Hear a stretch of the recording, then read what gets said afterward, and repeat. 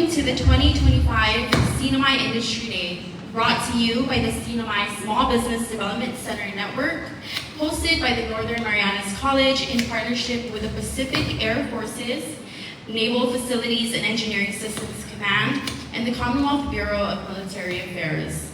I'm Charlene M. Ogo, Rota SBDC Director and MC for today's event, and I'm glad to have you all here today. Our contractors, partners, and most importantly, our local business community.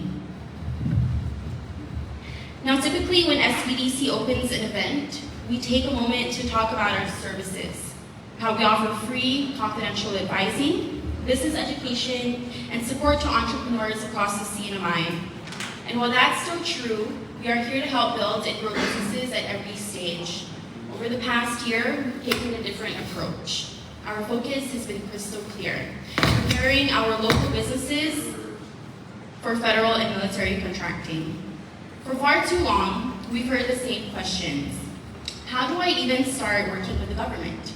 And is that kind of work even accessible to small businesses like mine? The answer is yes, but only if we're ready. So we made it our mission to get you ready. Over the past year, we rolled up our sleeves and brought the experts to you. We brought in Philip Mignola Long, a proud Tinian business owner and CEO of Sherman Consulting, who led dedicated sessions for our Tinian community on how to register for SAM.gov and craft effective capability statements. His training helped equip local businesses with the foundational tools needed to confidently engage in military contracting. We also brought in Boris Hertzlet, program manager from Guam's Apex Accelerator, who broke down the entire federal contracting landscape. He showed our businesses how to navigate registrations, understand solicitations, and avoid common pitfalls.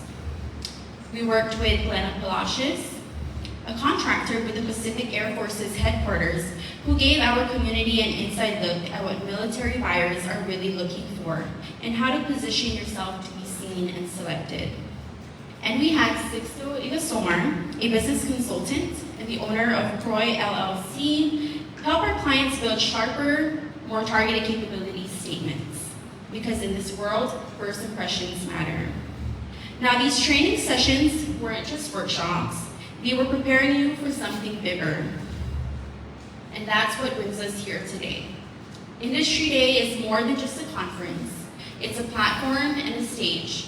It's where all the hours you put in, attending sessions, refining business documents, building your confidence, can turn into actual conversations, real connections, and hopefully new contracts. This is your space to step forward, to be seen by contractors and federal agencies, not just as small businesses, but as qualified, capable, and competitive players in the Marianas economy. So whether you're here to network, to learn, or to explore what's possible, we want you to take full advantage of this space. Thank you, and welcome again to the 2025 CNMI Industry Day.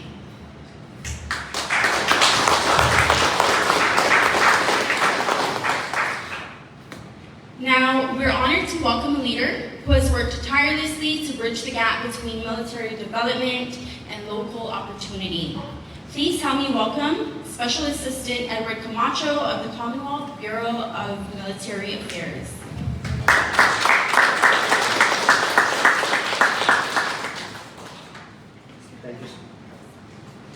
Thank you so much, Charlotte. Can you hear me? With or without the mic? Yes. With the mic. Now, I can't even hear myself earlier, so with the mic it's good. Okay, right up front, all I want to say, in addition to the welcoming remarks, is that the future of Rota depends on you. All of you, interacting, engaging with each other, learning how to make it better for tomorrow, right? And I want to say thank you to the Honorable Mayor, Aubrey, for allowing us all to come together and go through all these things that we need to do today. So thank you so much for your gracious hospitality as well. Okay, today we are honored to have a lot of guests, both from the contracting side, Department of Defense, as well as the local industry. And I'd like to welcome you all to Rota, right? So Hafadai, Tiro, and welcome Good morning. We're also honored here today to have with us the Senate President, the Honorable and a friend of mine, a cousin of mine also, Dennis Mendola, as well as our other senator on the island. Thank you all for coming. Appreciate you all presence. We're honored also to have with us our former governor, Ralph Torres, here with us today. And all the other government leaders that I have not mentioned earlier, thank you all for coming. We have many, many more out here that, forgive me, even if I put my reading glass on, I will have a hard time seeing you. So at my age, and if I miss anybody, we just have to do this again tomorrow, so make sure we got everybody right. Okay, but nevertheless, welcome. Please allow me to just say a few words about some of the kinds of things that are coming up.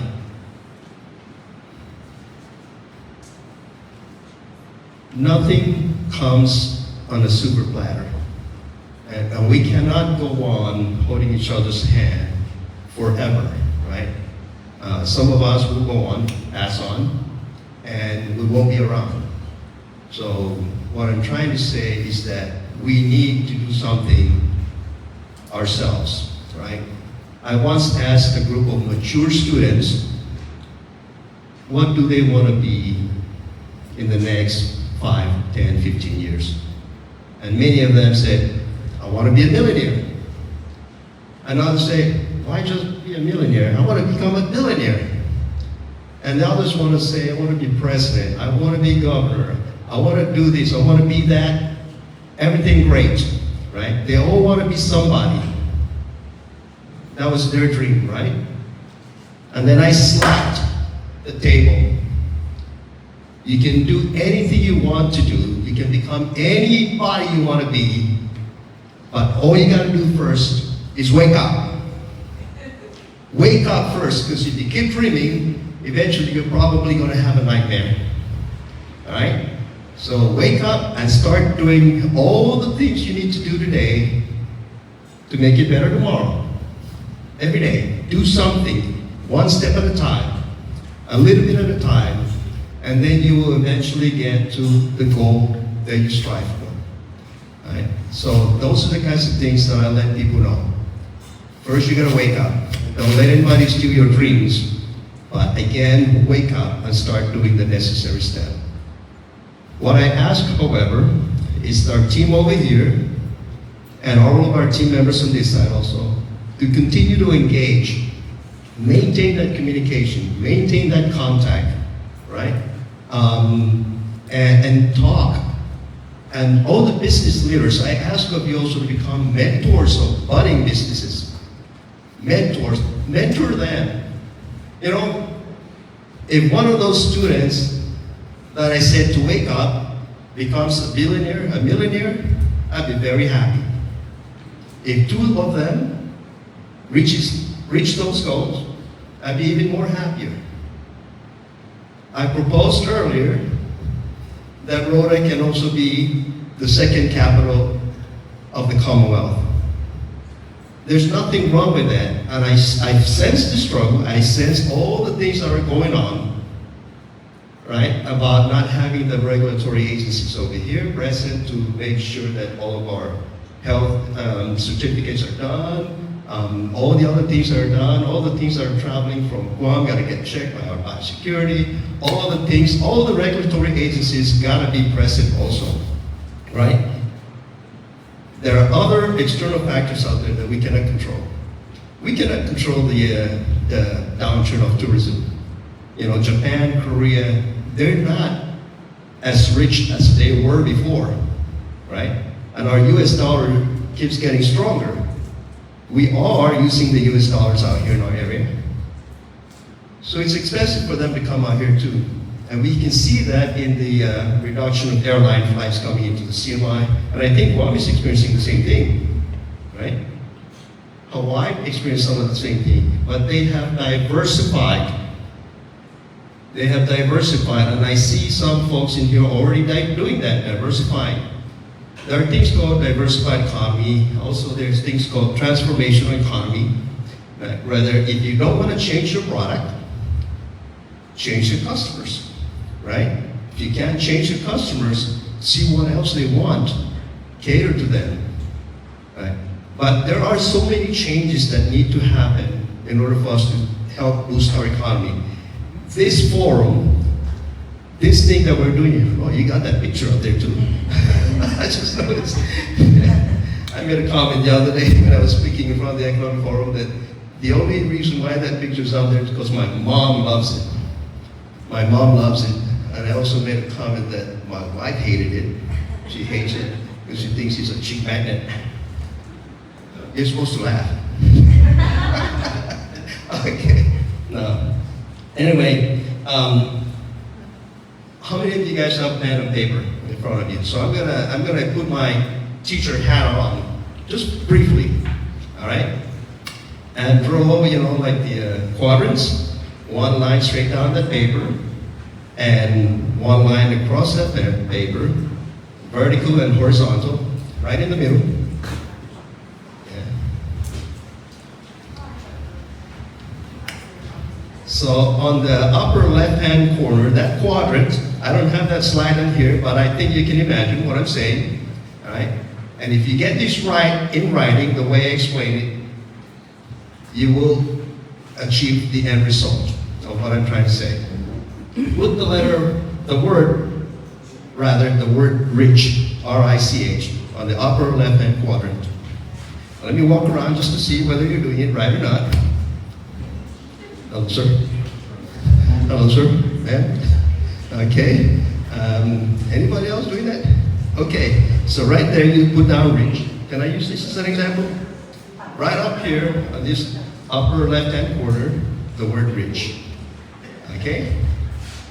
And then on the upper right-hand corner, if you're looking at the paper, maybe on this side, put down poor. P-O-O-R. And I don't think I pronounced that right, but it's that. Rich, poor.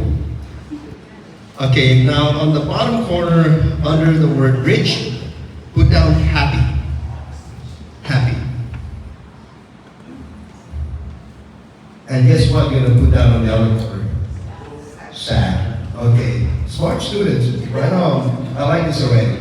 Okay, now some people chose to be rich, but they cannot just be rich alone. Some of them are rich and sad. Go ahead and draw an arrow going from rich to sad. Is that what you want to be? No. Okay. Now some people are happy, very, very happy, but they're poor. Draw an arrow from happy to poor.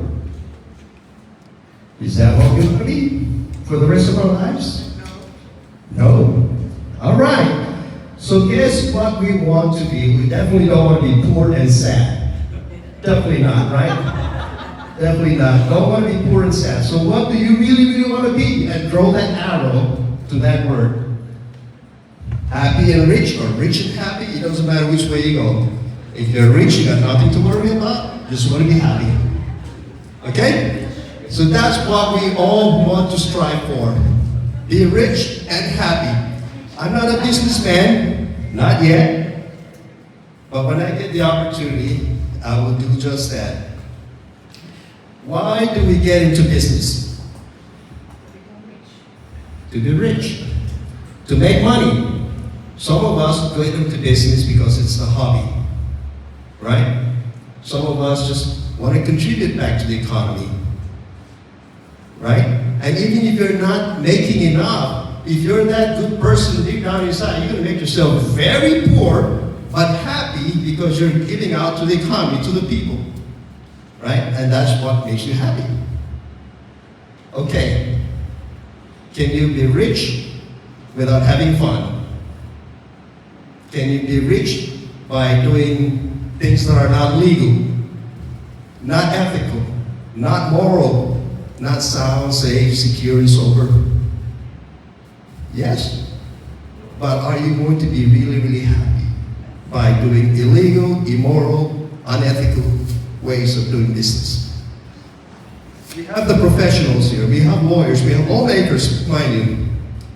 We can help each other out, right? And that's why I ask up front, if all of our successful businesses mentor another business, a budding businessman, business person, businesswoman, business children. The last time I checked, there's nothing illegal about an 11-year-old making millions of dollars.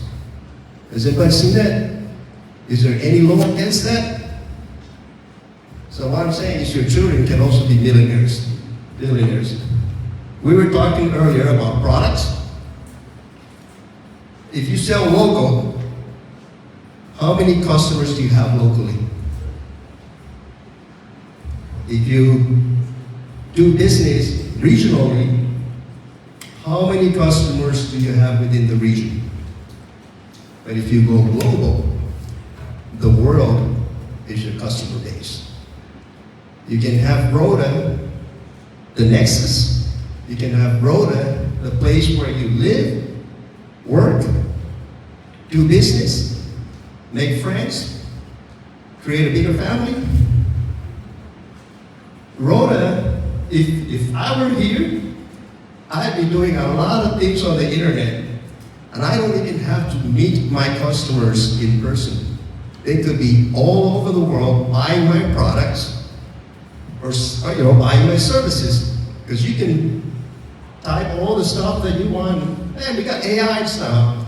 They can generate all kinds of great and wonderful things, and then you sell that stuff out, and they'll buy it online. And whether you're sleeping, you could hear the ka-ching, ka-ching, ka-ching, ka-ching.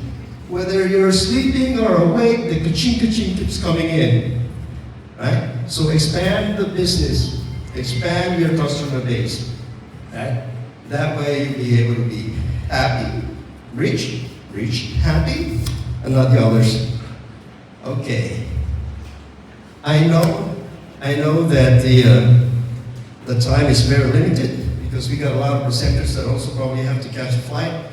So I just want to, again, one more time, welcome everybody here to this wonderful program that we got and connecting everybody. Today's goal of this Industry Day is to promote economic opportunities for the people of Rota by maximizing engagements between our local businesses, both existing and budding, right? With DoD contractors, our partners. Welcome again to our wonderful island of Rota, delicious Rota, and thank you again, Madame Mayor. Thank you so much.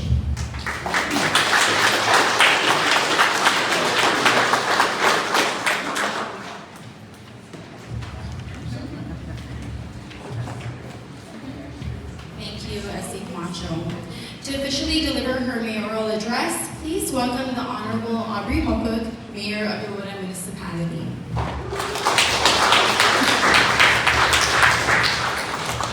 Thank you, Mrs. Okum.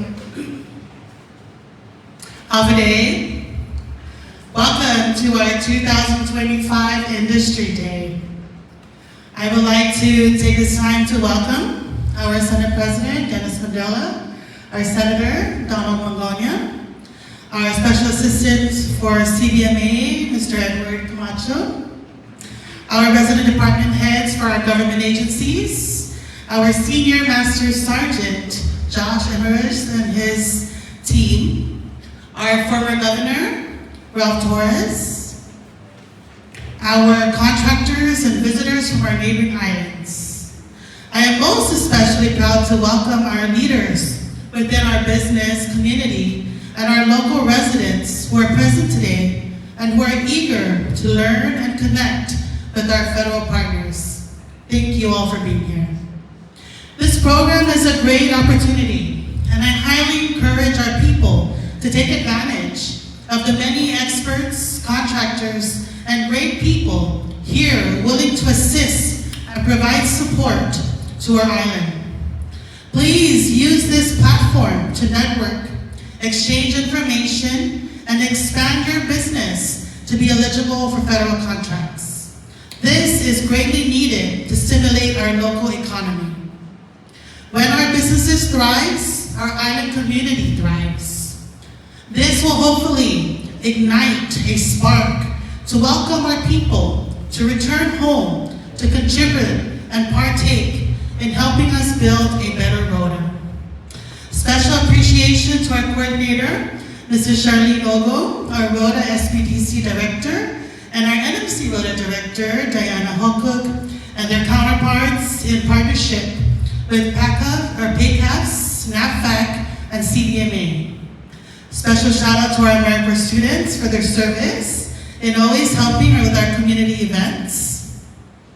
I would also like to thank our Honorable Governor, Arnold Palacios, and our Rota leadership for their continued support in helping address the needs and concerns and providing and finding opportunities for our people. Together, we can move mountains and make things happen. Once again, thank you all for joining us. I hope this morning will prove to be fruitful in our community. To our visitors, may you have a safe journey back home, and we hope that you visit our beautiful island of Rota again. Enjoy the rest of your day. Thank you, Sizus Masi, and good morning.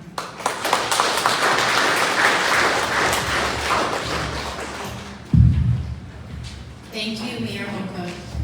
We are going to have to adjust our program to accommodate some of our folks from PACAF and NAVFAC who have to be departing soon. So we'll go ahead and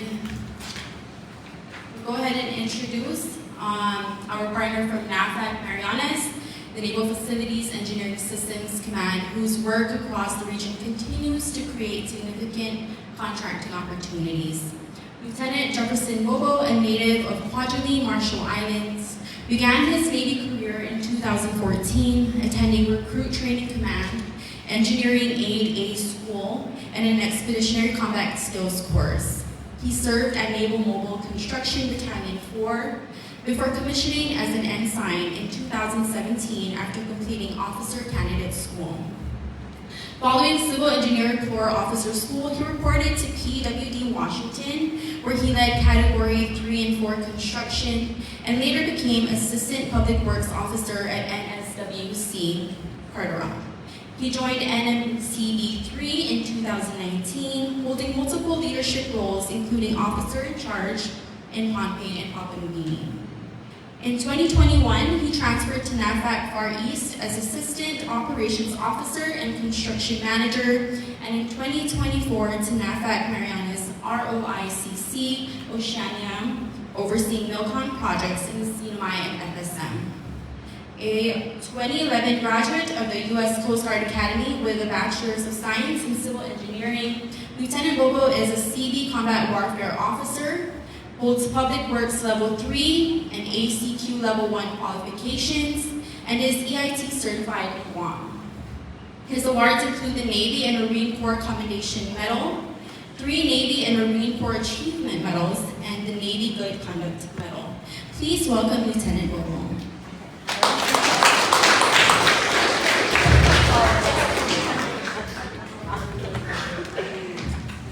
Thank you for that kind introduction. Good morning, everyone. Thank you for coming out today to participate in the Industry Day. It's a blessing for me to be here on the beautiful island of Rota. So very much appreciate the opportunity to present to you about the future opportunities that I'd like to share with you today. So thank you for that summary, what I've done in the Navy for the past few years.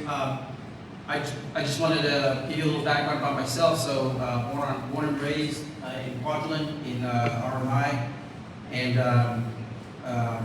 before I joined the Navy, I managed compact funded projects for the RMI, and this is my 5th duty station. Family and I are very happy to be back in the region, be back in the islands, and my wife and I have 3 kids, and they're all just island hop over on Guam right now. So before I start, I just kind of want to give you a format for today's brief.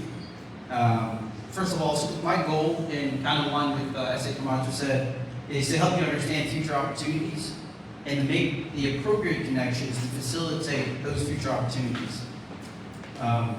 So as we go through the brief, it'll basically comprise of an overview of what NAVFAC does in enterprise, and then a projection of what we have as far as construction projects that we have planned. And then lastly, I'll just kind of reiterate some of the resources and points of contact that will facilitate those connections.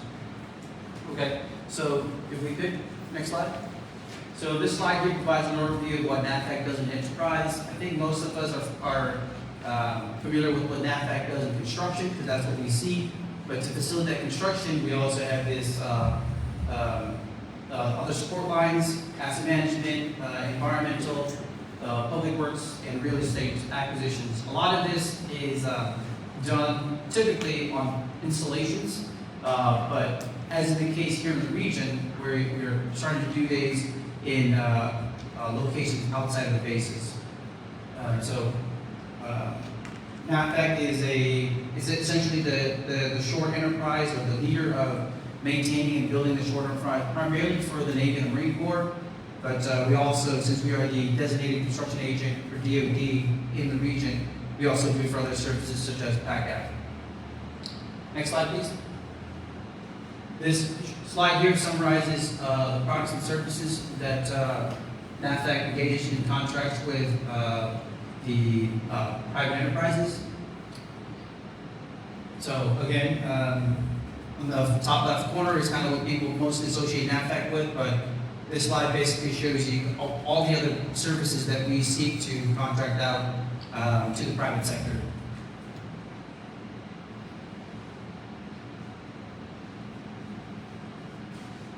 I'm going to move on from this slide, but I just want to make a general note. If it seems like I'm moving too fast, again, the purpose is to give you an overview, and these slides are being made available, so don't be concerned. This slide here provides basically the top 10, for NAVFAC Mayoral specifically, the top 10 NAICS or tech industries that we invested in FY 25 and 24. And as you can see on the top, since we've been doing a lot of military millicon, right now actively in FY 25, our biggest sector was in heavy civil engineering construction. Next slide.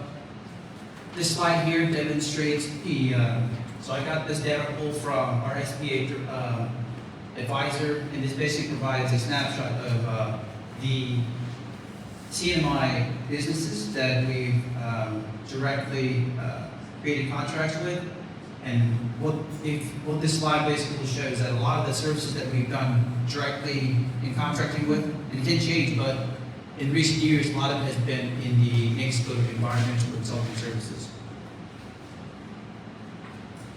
This slide is what we made available to you, but basically shows if you want to look for, so it shows our, if you want to look for opportunities through the NAVFAC Marianas, so if you go to 7.0, sorry, UAV is N4192, and for NAVFAC PAC on a greater scale is N62742. Next slide. If you, this slide gives you a location for where you go for small business opportunities. So if you go to this slide, on back base, if you go to this slide right here, and the links on here, it'll basically allow you to navigate to the small business liaisons for all of our prime contractors. So we encourage you to reach out to them and inquire about subcontracting opportunities with the primes that we actively have contracts with. Next slide. The next few slides will show you what we have on our MAC contracts. MAC is multiple award construction contracts. So it kind of gives you a snapshot of all of our prime contractors that are on our MACs, and give you an understanding of who's out there who currently do business with us. So right here, this gives you a summary of contract durations, task order ranges, and the periodicity for the HUD zones, SPD max, and 88 max that we currently have. Next slide. That's a further breakdown. Next slide, please. Summary of SBA and 8A. Next slide. Okay. So this is another important slide right here. So this will show you basically the hyperlinks that you can go to. And if you click on them, it'll show you what we have publicly published as far as workload projections. So a lot of these, when they make it to this list, they're basically have gone through the multiple phases leading up to acquisition. And so if you go to these links right here, the top link will show you what's coming down for acquisition, NAVFAC Marianas, and the link below it is for usually the larger contracts that are managed by NAVFAC Pacific, are higher echelon, but a lot of those contracts are the bigger contracts that we the issue for the region. Okay. So right here is if you go to it's basically a screenshot of what is publicly posted for NAVFAC PAC workload projections. It'll show you the phase they're in and the rough order magnitude, award values, and the type of bidding, and as well as the projected quarter of solicitation. Next slide, please. Okay, so these next few slides, I'm gonna run through, basically show you the current planning for what we have as far as major construction projects. What I'll tell you is that if you go to those hyperlinks that I mentioned in the previous slides about workload projections, these are not on there. So the reason these are not on there is because there's multiple phases of planning and design that we have to go through before we move on to the acquisition and construction phase.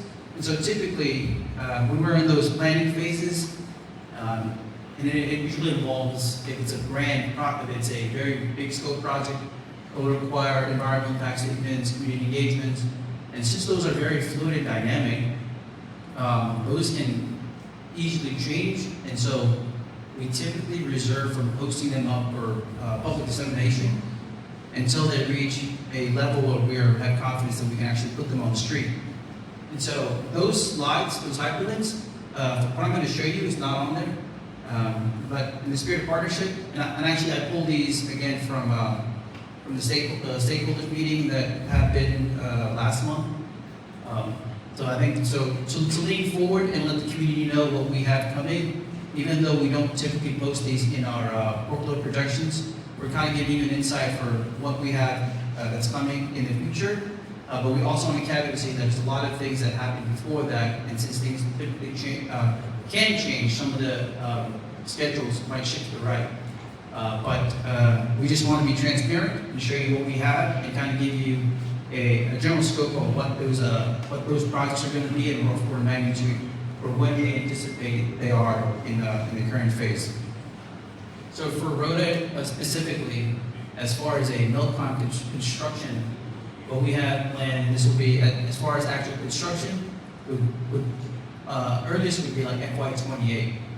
We are currently in the planning phase, and so typically you go from a planning phase to a pre-design and then to design, acquisition, and construction. So those things at least take at least a year each, and also involved in usually will be environmental impact statement. As of last month, what we've done is the planning charrette, and so this is basically where we bring a lot of stakeholders together, and we discuss key issues and considerations that we need to incorporate into design and acquisition before we go into solicitation and construction.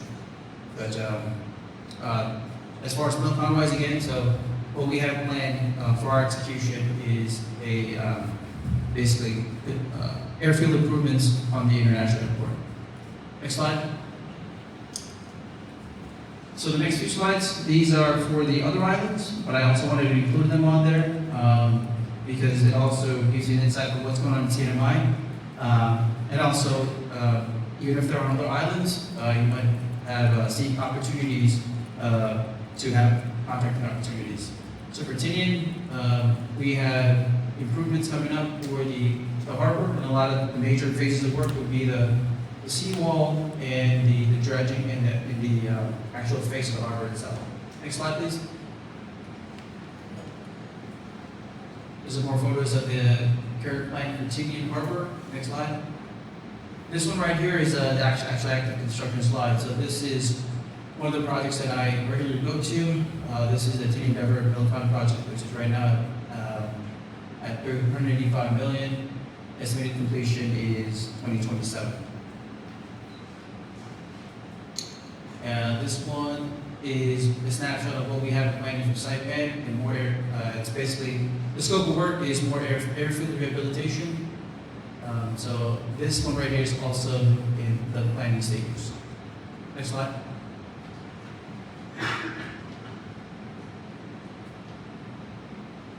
I chose to put these slides on here because it basically shows some of the services that we also offer through real estate. So a lot of this is all actually done in the planning phase. So we'll go out there and if there's a requirement to lease real estate to support future construction, we also give opportunities and training for locals that they want to be basically certified in appraisals to give those opportunities for them. These slides basically summarize what the real estate process looks like for that. Here we go. Next few slides, please. One more.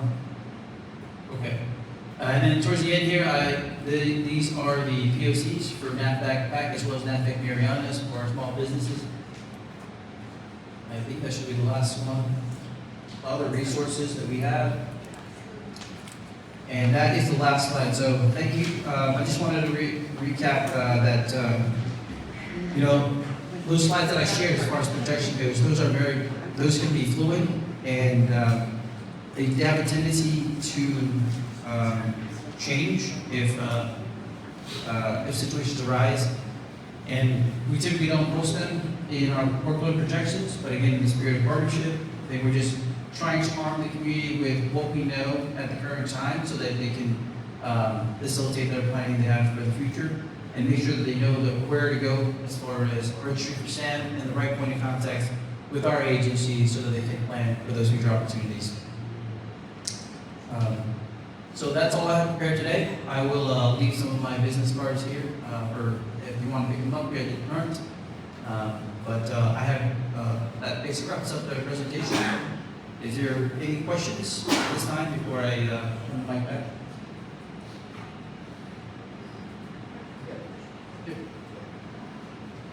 Do the businesses that are registered to do businesses on Rota, can they do businesses on Tinian? I think so. Yeah. You can do business anywhere in the world. Okay. The answer I got is that they can do businesses anywhere in the world. I got that. But I think if you want to pop up on the site as a registered business owner to be able to get contracts, you have to be registered on those islands also. So if you're registered on Rota and there's a contract on Rota, I think you will only pop up on Rota on those sites. But if you're also registered on Tinian, then you also show up there. And they can find you. If they're looking for that kind of service, then they'll most likely contract with you.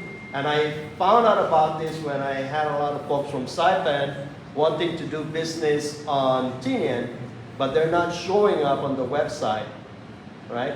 And then the ones who don't show up on the website, obviously their businesses exist, but they're not showing up, so they're not awarded or they're not being called up. And then if nobody's registered, but the ones on Guam or other parts of the world, Hawaii, even the continental United States, they're the ones showing up on those contracts that they're looking for, and then they get the business. Even though we have the businesses here, if they're not registered on those systems, they're going to contract with the ones that are showing up. So I just want to caution you guys to make sure you are in sync with the things that are being offered over here. You don't want to miss the boat on this one. Thank you. Thank you. Yes, sir. Just curious, did you say that the airport construction that you're expecting that one to be completed 2027? 7. And just curious, if that's completed, what are we looking at as far as the influx with personnel being here on the side? So I don't. Sir, can we talk about this at the public hearing tomorrow? Yeah. Is that all right? I feel like that's more appropriate. Might be a better point. Okay.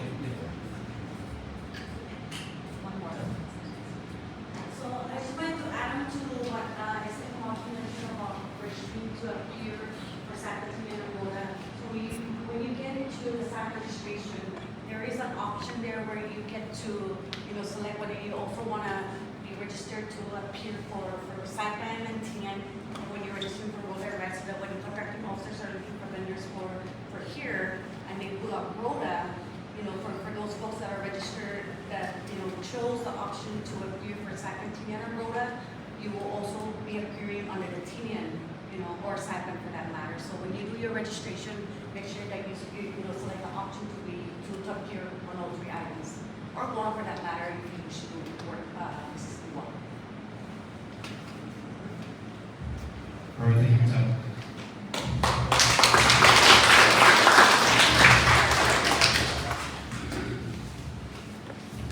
Thank you, Lieutenant Bobo. Now we shift into a deeper dive into the economic opportunities ahead. This is the dynamic panel from PACAF's Small Business Program in the 36th Contracting Squadron.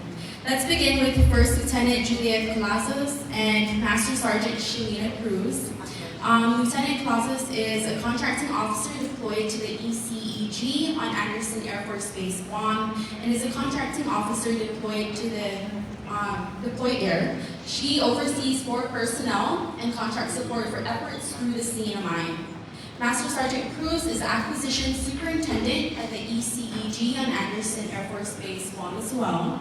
She is responsible for the manpower, finance, travel, and logistics coordination in support of multiple Indo-Pacific efforts.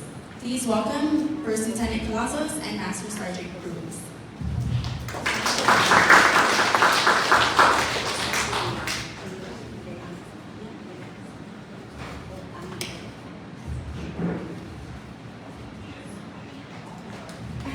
Sorry guys, we will have Ms. Ailey Soriel go up first. She is the Director of Small Business Programs for Pacific Air Forces, where she manages projects and programs supporting a contract portfolio exceeding $2.11 billion across 8 locations in the PACAF area of responsibility. She provides critical support to PACAF senior officials and the AFICC and KH senior contracting officials in small business planning, acquisition strategy, and policy implementation. Her government service began in 2001 with the Federal Bureau of Prisons, transitioning into contracting roles across multiple defense agencies, including the Army, Navy, DLA, and Air Force. Since 2015, she has served in her current role with PACAF. Ms. Soriel holds 2 Bachelor's of Science degrees in Business Management and Business Administration from the University of Phoenix in 2004, and a Master's in Public Administration from the University of Michigan in 2010. She has been promoted steadily through GS ranks, achieving GS 14 status in August 2024. Her professional accolades include numerous performance-based, monetary, and time-off awards across several federal agencies, and recognition such as the AFICC 2024 First Quarter Team Award. Ms. Soriel holds Level 3 certification in contracting through the Acquisition Professional Development Program and has earned the DAU Small Business Credential. She is affiliated with professional organizations such as the NCMA, ISM, and AMA. Her contracting officer warrant history includes authority of up to $10 million, reflecting a strong foundation in federal acquisition. Please welcome Ailey Soriel.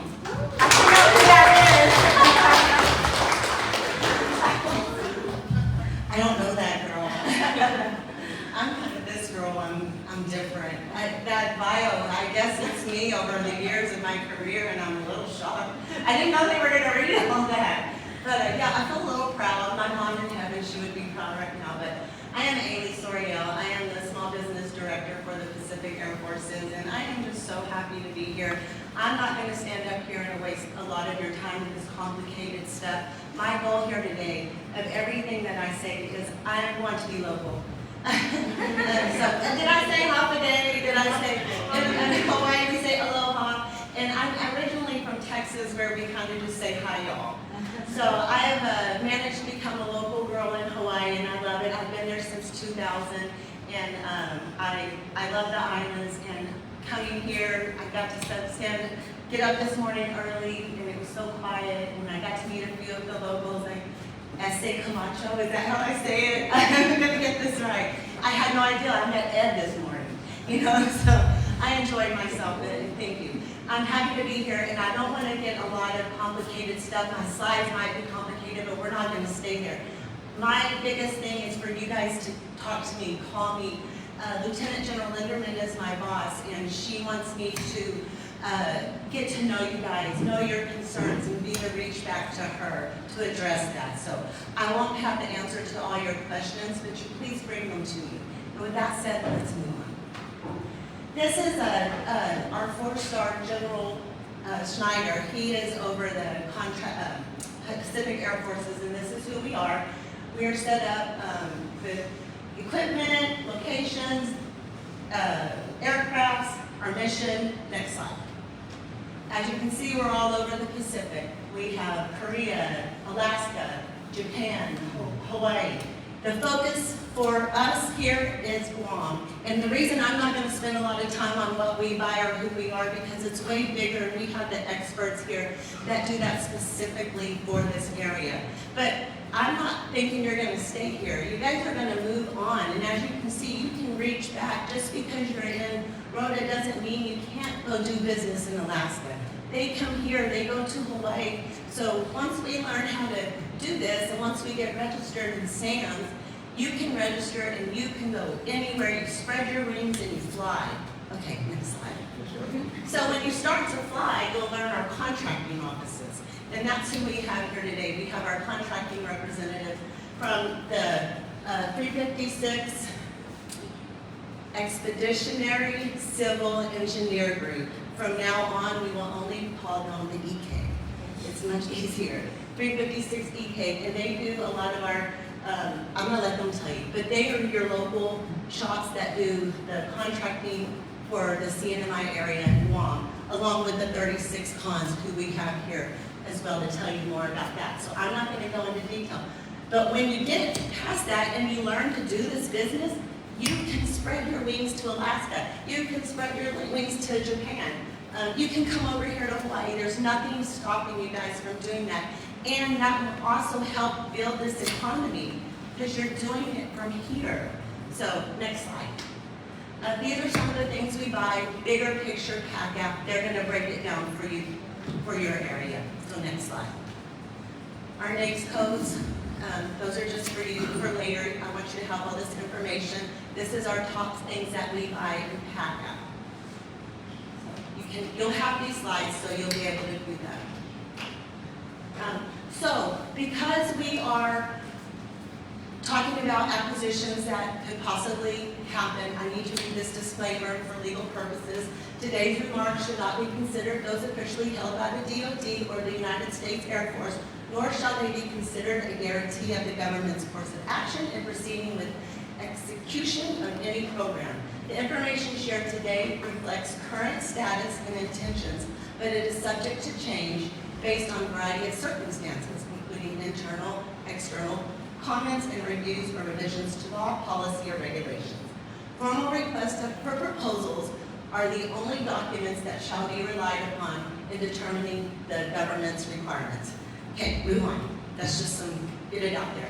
Things could change. We don't want to be held liable for what I say today because I got some stuff coming out. I just get this from the contracting shop. This is what they tell me. I don't know if it's actually going to happen. But I want you guys to know that because I really want to be transparent in what we give you because this contracting stuff is difficult. I'm trying to figure out all these moving parts and who does what where. And I'm struggling, and I've been doing this for a few years. So, out of Hawaii, this is out of Hawaii, we have our 766 Enterprise Sourcing Squadron. Hopefully one day they'll be able to do more of our sourcing type contracts where on the bigger picture, where say New York has a problem, they can use this. California has a problem, they can use it. Guam, the second island chain. These contracts are for the big, everyone to use. What they told me they have coming out is a second island chain support. What it's going to be on is an Oasis Plus. Oasis Plus is already a contracting vehicle that is established that contractors are already ramped on. So the important thing here is to us to figure out who these contractors are and partner you guys with them. So when that's awarded, because it's already awarded, but well, that's not Oasis is awarded, when they cut our task order to this award and we figure out who contractors are, we need to subcontract with them. That's how we're gonna get successful here, that's my opinion too. Okay, next slide. Next, this gets really complicated because the 771st ESS is out of Wright-Patterson in Ohio, and then the 772nd is out of Lackland Air Force Base in San Antonio. And they too do huge enterprise sourcing contracts where they have incorporated the second island chain, but these contracts are not just for second island chain. They're big contracts where anybody in case of emergency, national security, can write a task order off these contracts. They don't have to. Our local contracting offices don't have to use these. We still have support from our local contracting offices to do the small kinds of buys that will benefit this community. So with that said, we are writing contracts that are not just for this area, they're for the bigger picture. In case of emergency, acts of God, we need to reach back. We can have when we can write a task order, we can do that. So I have points of contacts for you for each location. So you can call them, contact them, and say, hey, what's going on with that? They're there, their emails are there, and I hope that you'll use that. Okay, next slide. This is what's really, this is cool. Right here, it shows the whole acquisition process. So when I talk about the times of war and things, emergency, that's usually your expeditionary acquisitions. Those are the bigger level, the sourcing, enterprise sourcing squadron type contracts that we're writing. So in this area, hopefully we never even have to go there, especially here because you guys have some pretty major weather. And then these contracts, you don't see a lot of this. This is R&D, cost contracts. Where CNI, I believe, is going to be the most successful is from $250K and below. These are your small purchases, 10K, 10,000 to 250, 250. These types of contracts is where you guys are going to be able to play the most.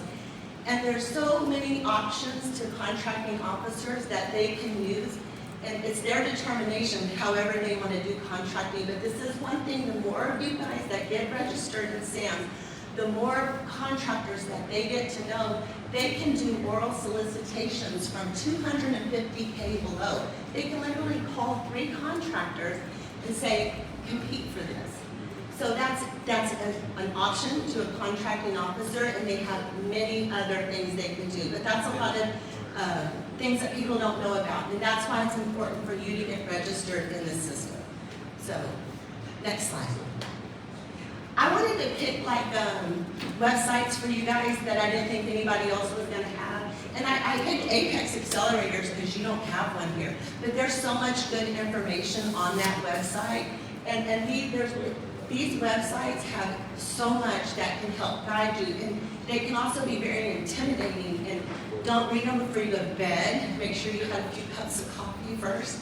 And then dig into this stuff. But I want to make sure you guys have all the information that I know that I can give to you to help you be successful. Next slide.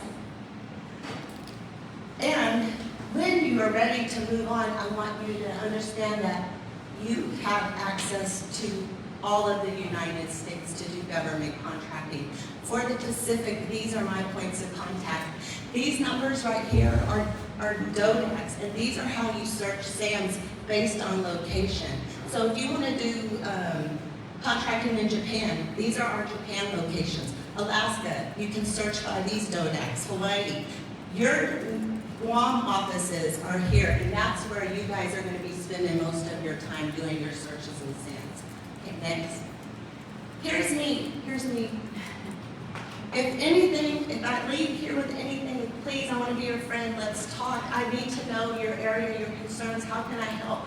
I have access to Lieutenant General Linderman, who is fabulous, and I'm so thankful that she's given me this platform to come and learn, and she wants to learn.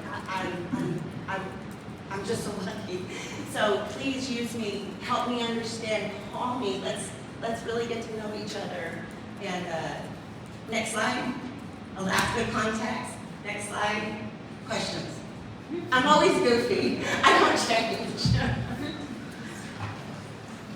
No questions? I have a question. Okay. Can you give an example of other states and jurisdictions that do complete services in Guam? Like what is the reality of the across the Pacific business opportunities? Well, I know a lot of Hawaii vendors compete in Guam, and a lot of Guam vendors compete in Hawaii. I go out and I do these conferences in Hawaii all the time, and I've met a lot of people from Guam that do business over there, and I actually got appointments when I go back to Guam to meet up with them, so it's really common to do business, especially across the islands. Does that answer your question? Does that answer your question? What types of industry or? They're going to go over that. They're going to do the specifics to what the Air Force does here. Okay. I'm just at the bigger picture, like just want to make sure you have access to reach out and know that you can contact me. Even if it's to push a button, because you're like, I don't know what button to push. Let's get on the phone and call me. Let's work that out together, because it's the only thing I'm going to know where your limitations are and how we can get those fixed. So, Okay, thank you. okay? Thanks. Yes, sir. Would you be the person to contact if somebody on Rota is interested in contracting agricultural products to them in retail? I would totally take that question. I don't know that I would be the person, but if I'm not, I will find you the person who is. Any question, there's nothing too big or too small that I can't address, and if I don't know, I'm just gonna say, sir, I don't know, but what can we do? Help maybe dig in a little bit more, but I have access to the contracting offices. I got reached back to Lieutenant General Linderman, so any question I can take. Not that I can answer it right here and right now, but I would definitely take it, anything. That's actually you mentioned about oral solicitation. I know that it's designed to be a time saver, but let's say if the military is looking for a specific agricultural produce, and let's say I'm a grower, I'm an agricultural producer, would someone come and solicit, like they need like sweet potatoes? So I'm no longer a contracting officer. I want to say I don't know that oral solicitation was written because of it being a time saver. I want to make that clear. Contracting officers have the determination to use that to compete for fair and reasonable pricing. So whenever we always have to have fair and reasonable pricing. So contracting officers can use this method if it's helps them determine fair and reasonable pricing. But never do I think it's like a time saver or something. It's a competitive process that they are able to use. Okay, so I mean, just to clarify the question, I mean, if let's say I'm a farmer, but the military is in need of a certain type of crop, would you be able to reach out to the farmer and say, depending on what the service is, and it's within that 250 below, and the requirement meets all the FAR regulations and. Right, so to answer the question, the Air Force and the Navy don't buy subsistence type of stuff. It's actually DLA that would do it. So they have the ability to buy. So the way the Department of Defense kind of segregates your buy, DLA is the For agriculture. we call it an agency to purchase stuff like that. So if you like, when I get up and have my contact information, I can link you up to our DLA director on the phone, and she will be able to answer your questions. That's what. Any more questions?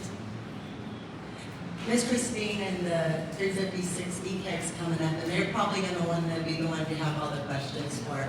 I just want to make sure you guys have reached back and get to know each other, and if you have questions, please contact me anytime.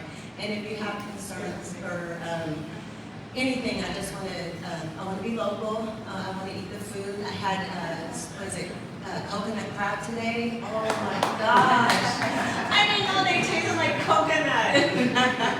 But thank you for your time, and I just really appreciate everybody's attention and letting me be here today. And in Hawaii, we say, choo!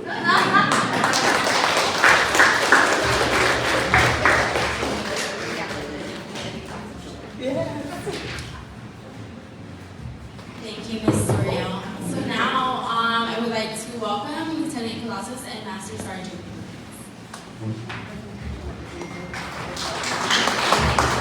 How's it day?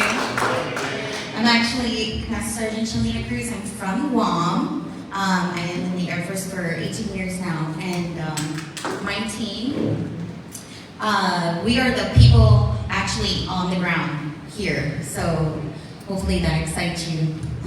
So next. Okay, next. So welcome. Who are we and what do we do?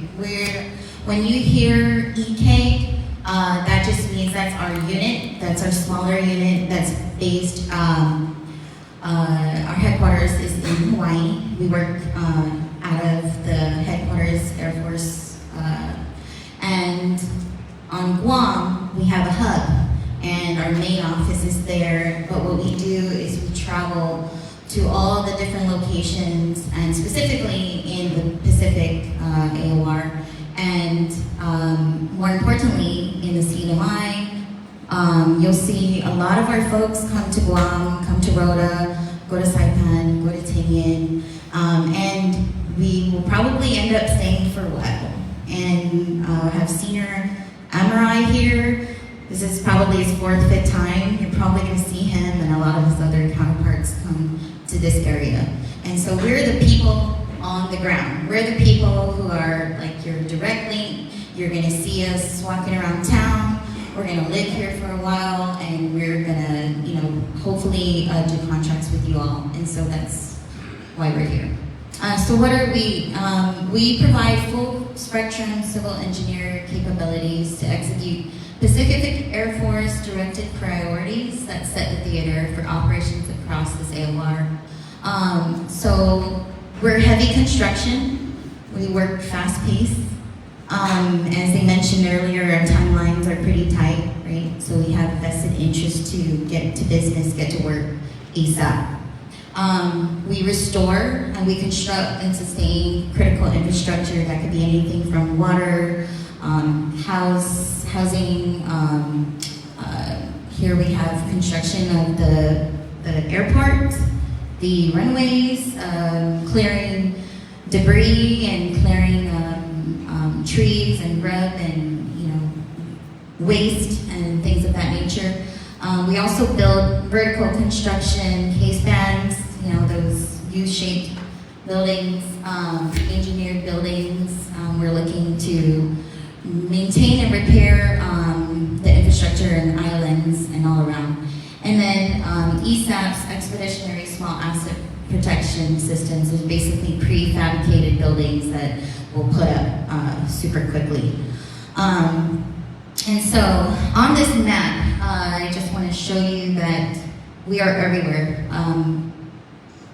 Hello? Okay. And we also foster partnerships and capacity and interoperability. So what that means is that we partner with you, right? You guys are interested in creating and expanding your business. We're interested in gaining your services and gaining your products to help us. So we definitely look locally first and then expand from there. My office, my people that work directly with me answer your questions. We're the ones that do the market research and go out and seek what businesses are out there and who we need to talk to get product. So hopefully that answers your question. And we also have to stay there for long periods of time. So we're looking for, runnier vehicles and a place to stay and a place to eat. And so what I would encourage you is to really talk to the folks who, first off, thank you for welcoming us, right? Because we are in your island and we are starting to see, you're probably starting to see an influx of us coming here often. And you're wondering, why are all these people in uniform all over the islands? We do have a lot of work to do. And so hopefully that piques your interest to ask the customers, what is it that you're looking for? If we go to your establishments and your stores and maybe there's something that you don't currently have, you could talk to them and say, what is it that you're looking for and how often are you going to need it? Maybe your businesses can bring them into the island if you know or you find out that it's going to be needed pretty often for long durations of time. So that way it'll be worth your while to bring it to the island. So I encourage you to get to know our folks and ask them questions when they're on around the island establishment. Okay, and then Lieutenant Cadrazos will talk more on the contracting side and all the things that we're trying to do here. Good morning, everyone. My name is Lieutenant Cadrazos, and I'm a contracting officer at the EPEG back in Guam. These are some of the requirements that my office executes, so the things that we buy. We lease vehicles, we get refuse, waste removal services, infrastructure, transportation, heavy equipment rental, portable toilets, hand wash stations, cell phone internet services. So those are some of the things that we've seen in Guam and Tinian. So I just wanted to provide you guys with a list in case we move out here to Rota and we start working here. These are some of the things you can expect us to be looking for. Next slide. So I brought up this slide because I was here about a month ago and I met up with some of the local people and the business vendors, and I'm here to put a face to contracting. It seems really intimidating, and I explained to some of you guys that the contracts are like 30 pages long, but the only thing you need to know is that you're gonna deliver the service and you're gonna get paid, right? It's really intimidating to look through those pages of contracts, but we're here for you and we're here to get your services. So it's in the best interest of us to help you understand what's in the contract, and we're never gonna try to steer you wrong or steer you wrong or take advantage of you. Getting to know you guys, getting to know the things that you guys offer helps us make our job easier. My job is so much easier when I know someone in Rota that sells water, so I know I can go to her store and go get the water from them. So I'll give an example. I work the water requirement for Tinian, and our requirement is just what we're buying, right? So the Red Horse people on Tinian needed bottled water, and I knew that there was a convenience store on Tinian that sold bottled water. So I emailed the lady, she has an email, she's a local, and I'm like, hey, I need some water, can you provide the water? And I made it really simple. I need 500 cases of water, 15 bottles of water each, and we did do a contract, and she did email me, and she was like, this is really difficult to understand, can you just tell me what I need to look for? And I was like, yeah, you just need to look for, we need these bottles of water, we need them on this date, and then we made it so that we could pay her. She wasn't registered in one of the systems that we use for payment. It's called Wide Area Workflow, and that's how we pay. And it takes about a month for you to get paid through that system, but because the water purchase was only $3,000, we were able to just use our government purchase card and just pay her on the spot. So then we got her water and she got her money right away. I did tell her to register so that in the future, if there's larger requirements, because under 10K, we can use the card. Over 10K, we can't. And it depends on what we're buying with the card, right? So if we're buying water, if we're renting cars, we can do it with the card. But if it's a service, like if someone's mowing the lawn, we're limited to what, $2,500. So we're here to make sure that you guys are set up for success. That way when the time comes, you guys are able to say, I can be like, hey, I'm gonna call Fred. I know he has this. And then we'll just do business with Fred. Then we don't have to involve other people from outside the island. We do have to legally post it out and put it out there so that other business can bid on it. But if we know the person and we can work within the regulation to make sure that we benefit the local community instead of those big business contractors that have been doing this forever, so they have their resources. You guys have the resources, so then the big boss gets a contract and then they subcontract with the local community, and it's kind of like stealing money from the locals. when we can just arm you guys with the resources to do it yourselves and take away that intimidation factor of, oh no, government content is so scary, like it's all these pages, but it's not, because on the other end of the computer is somebody like me who is, I'm just a regular person. This is just my job, and I'm trying to help you do your job and help me do my job. And that's where we come in. So this is an example of what you would see once you're registered on SAM. I know it looks really blurry right now, but what we do is we put out, well, we're not sure what's in the local community for the contract and we need something. We put out what's called a sources sought, where we're just doing research to see who's able to fulfill that requirement. So I have something going on for Tinian where I'm trying to get rental cars. So I was like, okay, is there anybody on Tinian that can provide rental cars? I'm gonna need 15 passenger vans, and so I'm just doing research, right? But if I'm getting to know the people, I'm like, okay, I know I need the van, so I'm just gonna go directly to her and get them from her, and I'll give her a heads up of like, hey, I got this on SAM, can you go in there and take a look and submit your paperwork for it? Then you got it in. But it's understanding how to work the system, and it's me building a relationship with you guys to know that I need to email you that link, that way you can take a look if you don't know how to look for it, yeah? So these are some of the things that we're doing on Tanian, and just an example. But other than that, I think that's concludes my side. Yeah, I think that's it for me. Okay. Next slide. Okay, so this is how you can contact us if you have any questions specifically. We have our contracting office org box and our phone number. But more importantly, I think a lot of people made great points around here, right? If you want to boost your economy, you want to get in, you want to do business with the federal government, there's a quote that one of my commanders, my favorite commanders, he always said, you can't win the lottery unless you buy a ticket. So everybody wants to win the lottery, but did you buy a ticket, right? The ticket is SAM.gov. The ticket is getting registered. The ticket is having the people in your office who is willing to sit at the computer and do the small, tiny steps to get you there. Register, be on the website, and look at the bids. Work and with our office to see what opportunities that is probably out there. You just never know. Right? That's all I have. Do I have questions? No? Wow.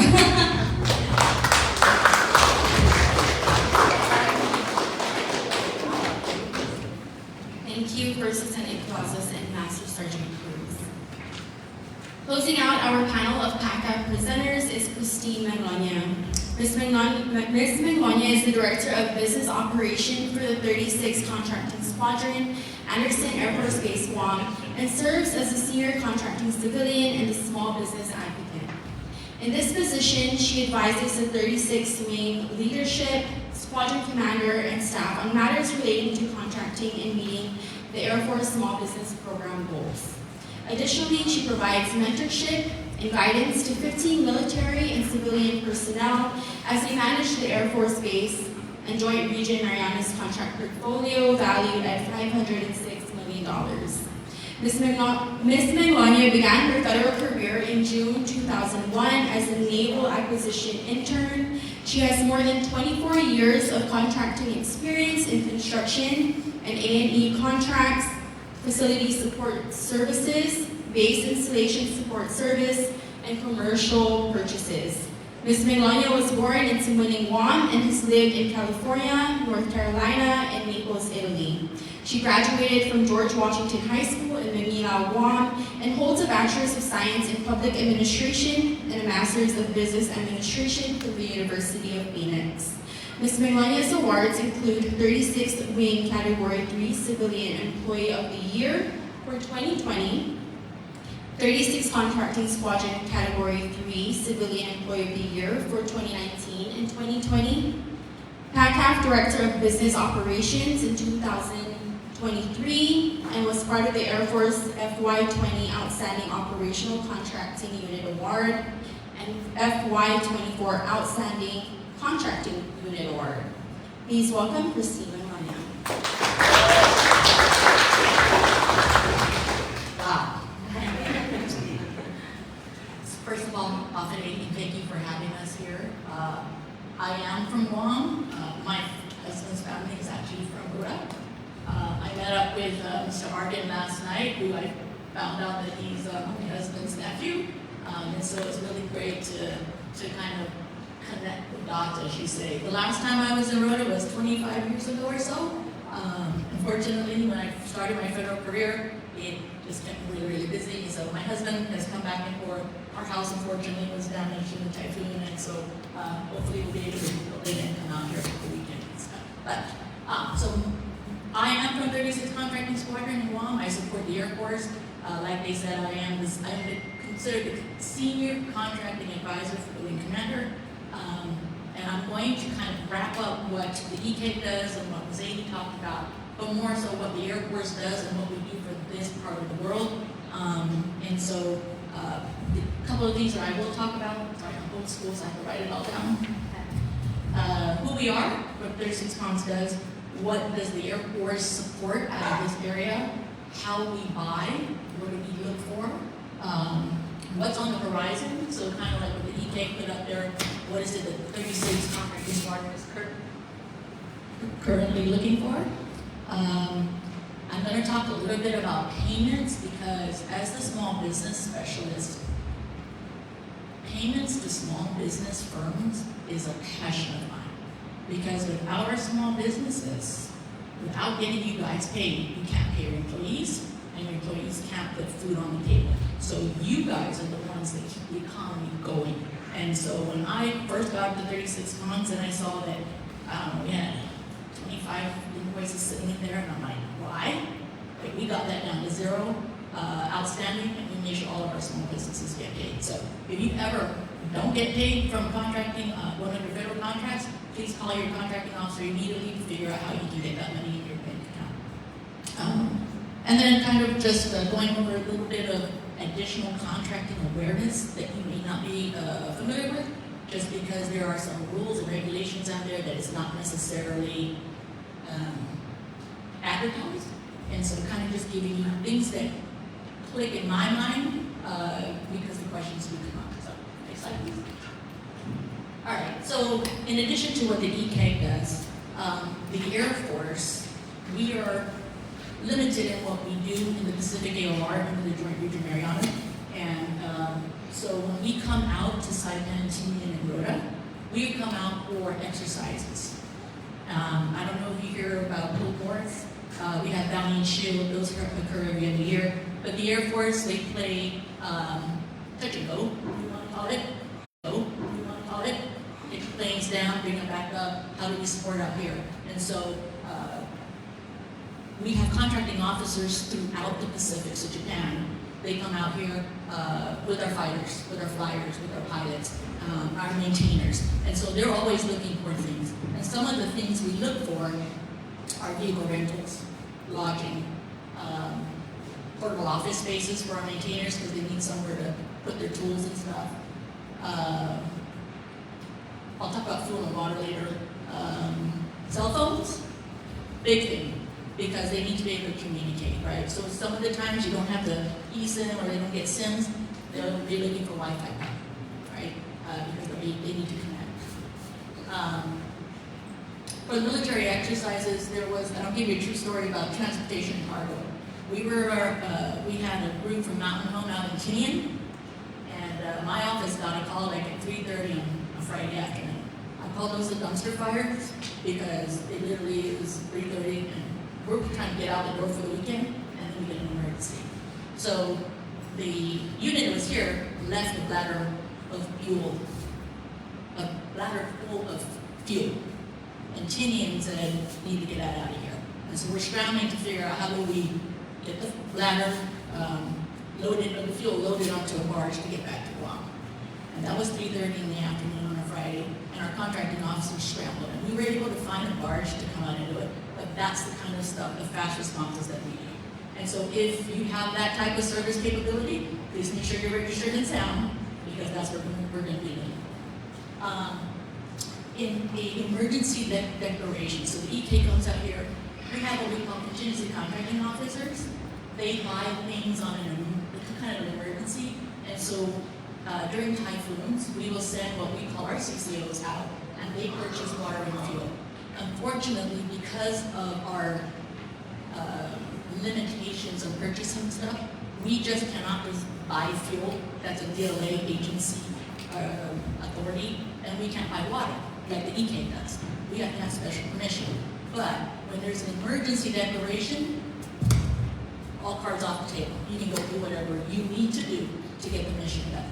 So, Saipan had a couple of typhoons a few years ago, and we sent 2 of our contracting officers out there, and they purchased this type of stuff. So again, we go back to the sound. That's the biggest thing, the lottery ticket, right? Please make sure you register. Next, please. So how do we buy it? We do, in everything we do, we've got to do market research. So every contract file that we have in our office has a market research report. Doesn't have to be fancy. As long as you tell us what you have done to determine that you got more than one source, because that's the competition, that's a requirement, and how you're going to make a determination that's a fair and reasonable price. We go open market, right? So GSA is probably where the first thing they go to buy commodities, but that's not where we stop.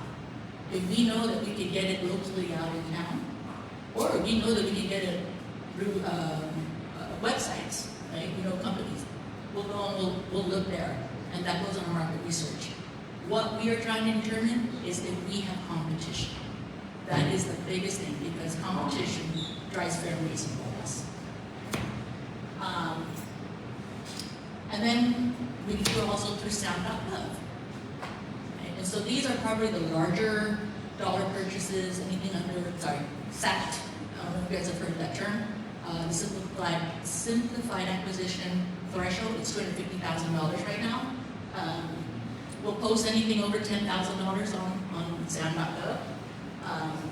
And it's for services or commodities, unless we can find it on the GSA website and or any other pre-established federal supply. Our NODAT is FA5240. This is specific to Guam. That doesn't mean that you cannot put in a bid or proposal. So, Mr. Camacho's question, can anybody in the world do it? Absolutely. I think the gentleman back there had a question about, give an example if we had contractors from the States. We did. Now, that doesn't necessarily mean it's a good or a bad thing. The example that we had was we had sunshades on our airfield. These huge tent-type dome-looking things where we park our jets under. They needed to be cleaned. The company that won the bid, because they had the past performance experience, came out from, I want to say it was New Mexico. Somewhere in New Mexico, Colorado. So they came out, they won the bid, right? The only thing that I caution is if you don't have a representative on the island for a service such as that, you're coming in blindly. And so it's really good to have somebody on the ground that can come out and do a site visit, because you may not know what you're getting into. And for this particular example, the challenge that they ran into is we didn't have a water source. And if they had come to the site visit, they would have known that, right? They said, every base I've gone to, I got a water source. Not in Henderson, because they sit in a place where there is no water. So please, if you are considering putting in a bid for anything on Guam, and it is a service, make sure you have somebody who can at least attend the site visit and or a liaison office. Now, for commodities, you don't have to be registered to do business on Guam. We buy commodities all over the world, all over the United States. And so, if you're shipping it into Guam, not a problem, right? But if you're going to perform a service, you have to be registered on Guam with a Guam business license. Okay. Any questions so far? And then we also do what we call sole source or brand name. Those are a little bit more tricky because you have to have a justification for every single deal that you do. Because by doing that, you're basically eliminating competition, which is a federal acquisition requirement.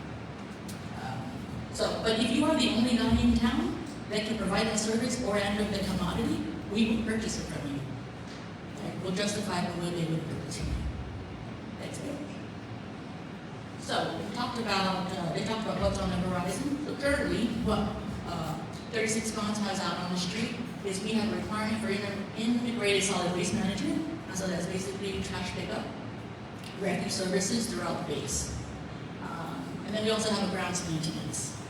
In the past, grounds maintenance was done under the 8A program and the small business set-aside program. I don't know how the contracting officer is doing it this time because it was Navy prior. The Air Force is now doing it, and so I don't know how the contracting officer is going to do that one. But if you're interested, please take a look on SAM.gov because that's where the requirement details are. Upcoming requirements for services and commodities. So these are mostly like commodities. We purchase vehicle maintenance parts, and those are for our sedans that we have and our heavy equipment. We have aircraft ground equipment, I think is what they call it. We also maintain those, so they're always looking for parts. We have the maintenance operations command center radios, and you know how the Department of Defense loves acronyms? I actually had to ask them what does not mean, because I don't know how to read. Ultra precision lathe systems, we have a command post, ICC security upgrade and maintenance, and then we have the indicator badge maintenance. The indicator badge system is really like, I just like you're hard to get into a secure area. Next thing. The construction. So I felt it was important to put what we have on construction. So Lieutenant Robo talked about NAVFAC's multiple award construction contract. And we also have one. It's a $700 million contract with 10 contractors on it. However, there are times when we need to step away from those just because we have a limited capacity on it and we have a lot of work scheduled for that map.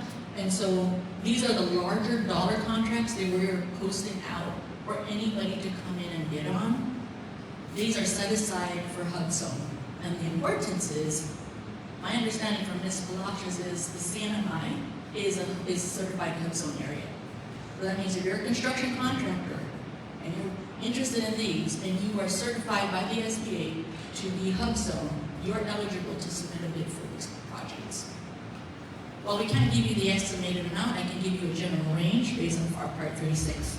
And so you'll see that the airfield electrical conduit is anywhere between $25 and $100 million. Now these are large projects. And some may think, oh, that might be military construction. That's not our authority, that's NAVFAC's authority. These are basically restoration and modernization projects. So we do have 6 of them. These are mobile repair projects. We finally got the funding to do it. You'll see down here that they're UFERs, so these are unfunded requirements, and that basically says we currently don't have the money. We would still like you to bid because in the event that money comes available, we will award those. So it's a really good opportunity.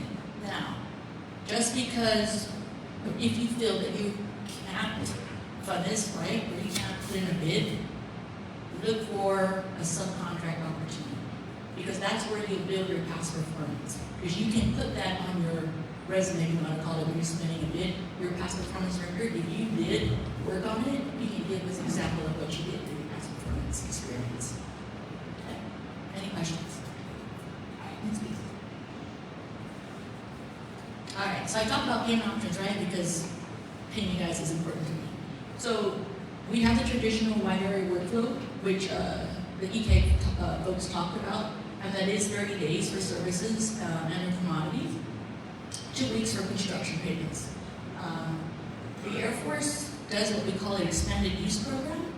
That gets you paid like right away, and that allows our contracting officers, if you have a commodity that we can buy, to swipe a credit card up to $250,000, which means it gets into your bank account fairly quickly instead of waiting 30 days. That is something that the Air Force offers. And then the government micro purchase thresholds, anything under $10,000 or up to $10,000 commodity, we can use our government purchase card for that. If it's for services, your threshold is $2,500. Construction is $2,000. And then the Air Force also does what we call a SPLE, again another acronym.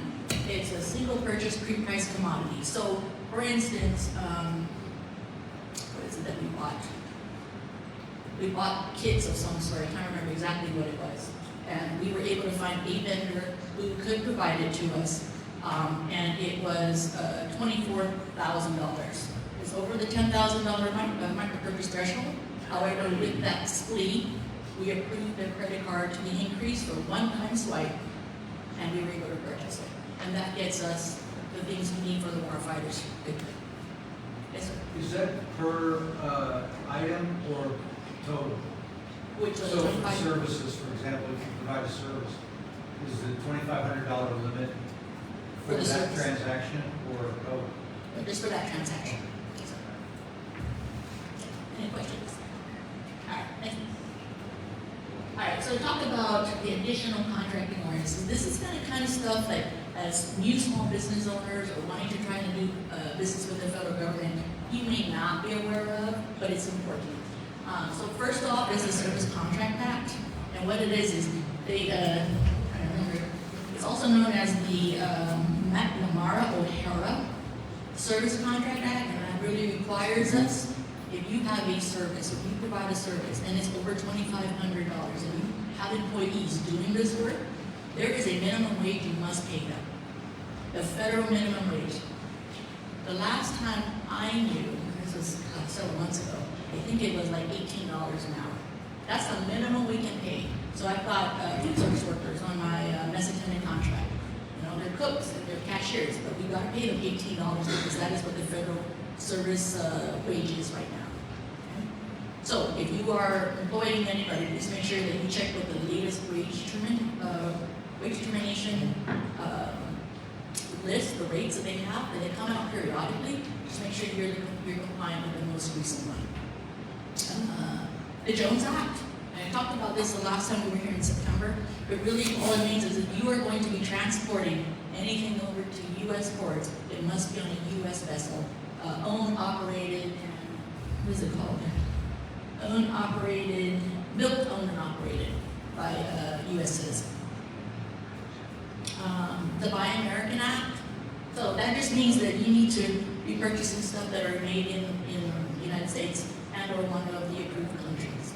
And I use this because when I was doing construction a long time ago, we had a contractor actually put tile in. And the CME, the construction management engineer, went out to do an inspection.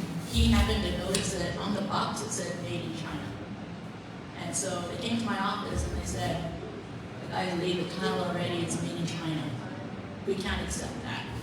Fortunately, I had to tell him to rip it all up and go get something that was made, that was compliant with the Buy American Act. So be careful if you are doing this type of service and you're providing commodities that you comply with the Buy American Act. Let's see. And then Section 889 certification. You will certify this in SAM.gov when you register. And basically it's, I'd say about 4 or 5 years ago, the Department of Defense came out and said we're prohibited from purchasing or using software or systems from certain companies, right? And I think the company that comes to mind is the Huawei technology. So we cannot buy things that are made by Huawei, and as a service provider, you cannot be operating a system that uses Huawei technology or applications or software. So please keep that in mind because you will have to register and certify in SAM.gov to claim that. Okay. Next. All right. So here are, just from my office, who you can talk to. So I am the small business specialist. I get a lot of phone calls and emails from vendors, and they're giving me their capability statement. You're more than welcome to do that. I do Teams meetings or Teams Zoom. You all call Zoom Teams meetings as well. If you are remote and you would like to do a conference call with us, I will take your capability statement and forward it over to my team, my flight chiefs, we call them flight chiefs, supervisors, so that they are aware of what you can provide. Because when they're doing the market research, they'll pull up your account and they're like, here is one source that we can use. For my services and commodities flight, I currently have a Master Sergeant Townsend in there, and he can fill any questions on what we're currently buying in that flight. For construction, Ms. Petrina Pangalina, and she will be able to help you with any upcoming requirements that we have in the construction area. And then if you have any questions about your GPC purchases and whether we're authorized to buy it, Mr. Pastor is your point of contact for that. And again, I think these slides will be provided to the team, right? Let's see. I think that's all I have. Anybody have any questions for me?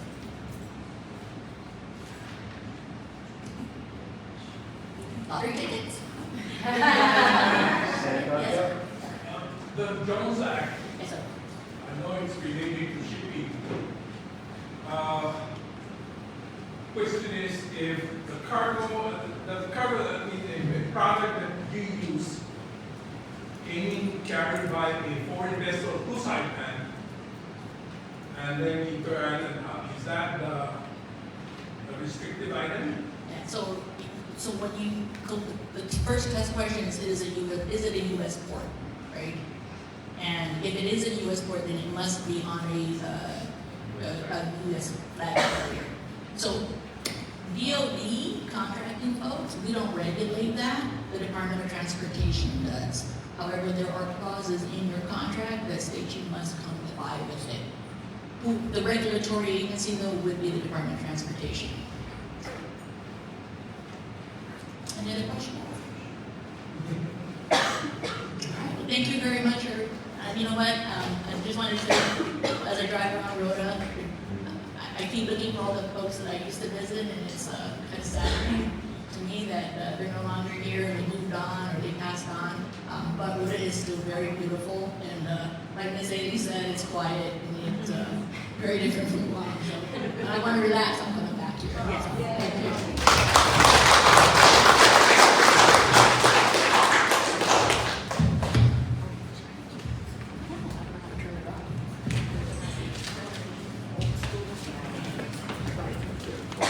Thank you, Ms. Manguanya.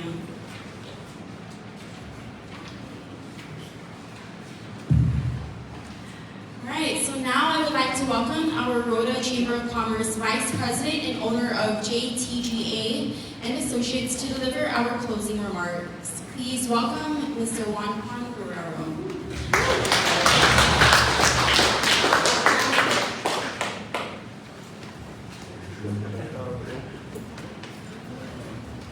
Thank you. Before I start, I don't know if it's a joke, but it happened in my life. I was in college in Miami, Florida. I went to the U.S. recruiting to join the Army.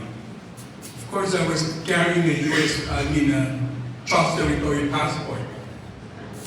I showed the guys this, dude, I don't think you qualified.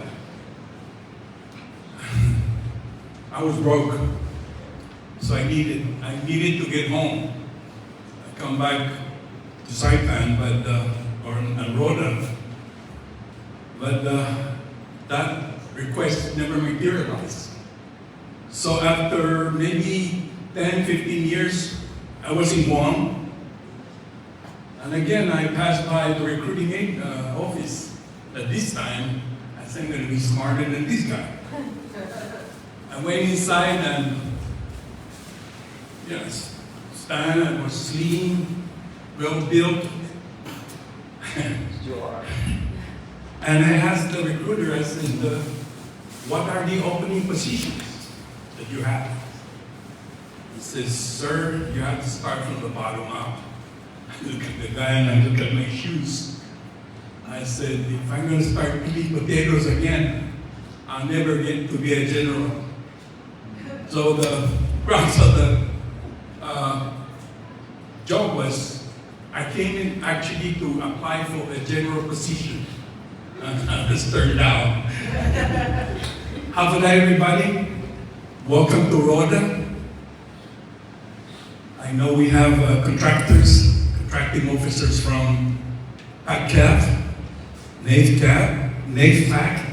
I always have a hard time trying to figure out all these nicknames, acronyms, and what they mean. But after watching today, I have a better idea what the significance of the abbreviations. And members of our business community, as we wrap today's event, I want to take a moment to thank you all for being here. And by the way, if you're not a member of the Chamber, the Rota Chamber of Commerce, you cannot qualify for any of this. That's a joke. But, Madam President, this is very coincidental, but Charlene is also our president of the Rota Chamber of Commerce. And also we have some applicants that would like to join our Rota Chambers. My statement remarks, I'm throwing in curveballs and donuts. Because for 40 years I operated Herman's Modern Bakery in Saipan. I came to Rota, who was kind of a semi-retired. But when I got here, the semi-retired got to be a full-time retirement. But focusing on being part of the business community, I put it on, I just sell it someplace so that hopefully I will retire soon. I'm here also with my son Michael. Hopefully he will take over my position. But again, given our size of our island and challenges that many entrepreneurs continue to push forward with creativity and hard work and deep sense of purpose, it is inspiring to see how new ideas, technology, website, and sustainable practice are already making a difference here. We have heard many ways how to get our hands on some of these contracts. But again, as contractors and builders, we have a responsibility to raise the bar. We must upgrade our commitment to quality and ensure that we avoid substandard work or non-compliance, especially in construction, that leads to issues, long-term issues that we're seeing some on this island. Our island deserves better. It starts with each of us doing more and more and holding ourselves accountable to higher standards. We cannot ignore the unique obstacle that we face, the lack of island access to key resources such as certified professionals, reliable shipping, reliable supplies.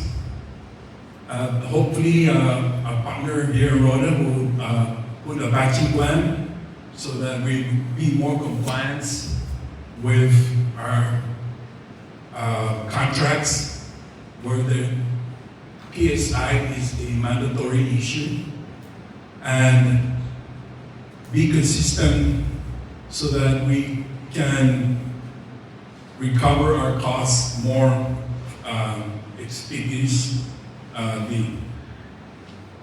These gaps that put us in our ability to meet standard and deliver results our clients and community can rely on. Addressing these systemic issues will require coordinated effort, investment, and honest conversations. That said, we know that there are ongoing hurdles, especially Rota being a small community. We are full of regulations, and the processing of permits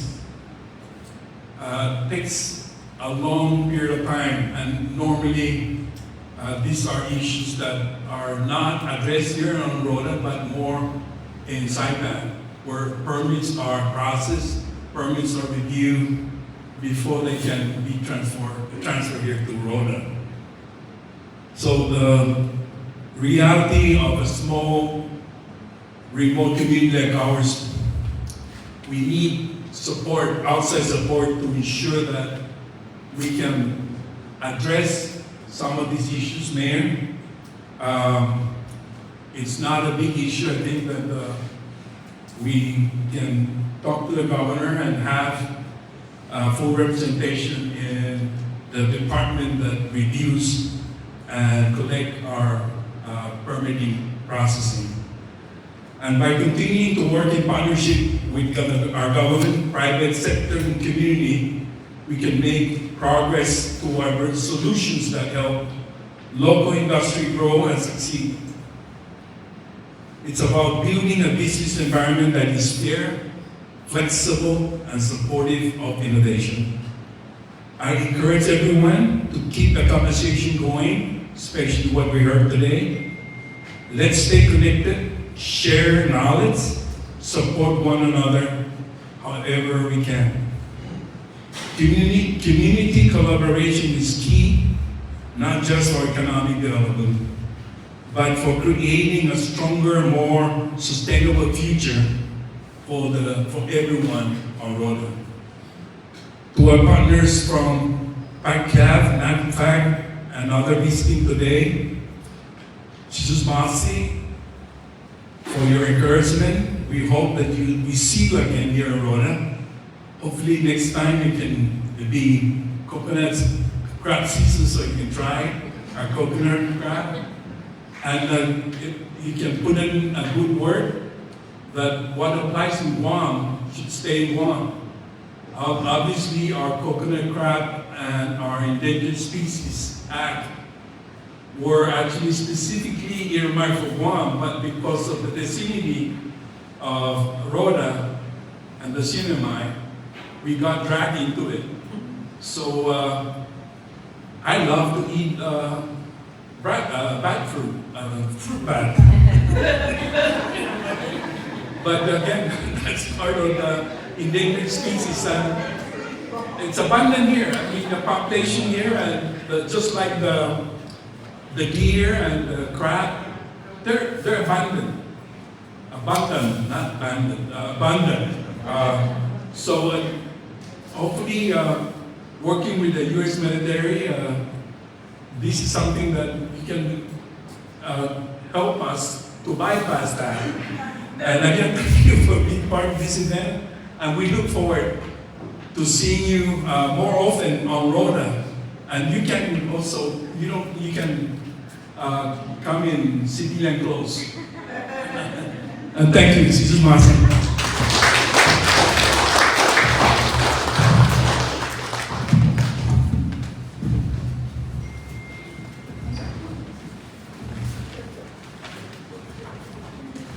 Thank you, Mr. Juan Panguero. We are now closing the formal portion of Industry Day. We now invite you to the part where the real magic happens, networking. Okay? This isn't just a break. This is the moment where you step up, shake hands, and ask questions.